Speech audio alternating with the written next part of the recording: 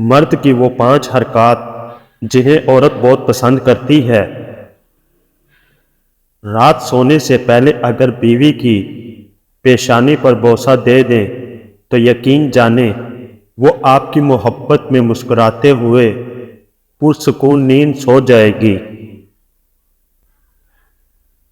بیوی کی پیشانی پر بوسے سے عقیدت پیدا ہوتی ہے۔ بیوی اندر تک خود میں سکون اور اطمینان محسوس کرتی ہے،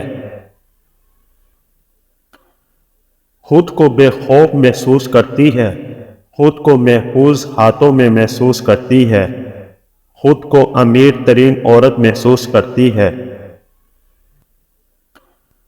بیوی کتنی ہی غصے میں ہو، کیسا ہی جھگڑا ہو، ایک بار پیشانی پر بوسہ بیوی کو اندر تک جھنجھوڑ دیتا ہے۔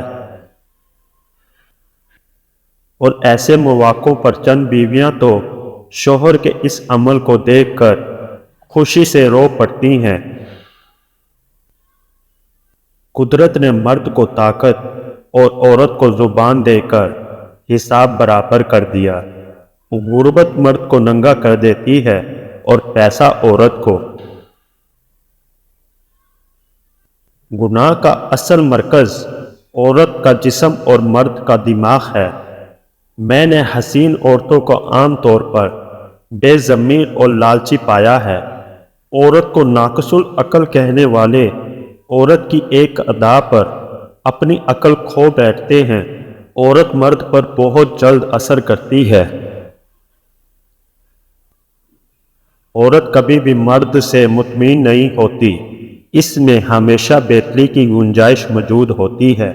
کم عقل عورت اپنے شوہر کو غلام بناتی ہے اور خود ایک غلام کی بیوی کہلاتی ہے، جبکہ عقل مند عورت اپنے شوہر کو بادشاہ بناتی ہے اور خود اس کی ملکہ بنتی ہے۔ عورت کے ہمدرد صرف 4 مرد ہیں: باپ، بھائی، شوہر اور بیٹا۔ باقی کسی اور مرد سے ہمدردی عورت کے لیے خطرناک ہے۔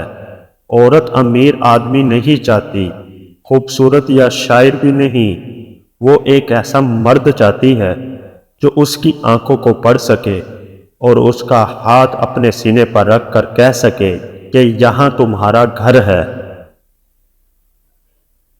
دھوکے سے بچنا چاہتے ہو تو عورت کی 3 چیزوں کو دیکھ لینا۔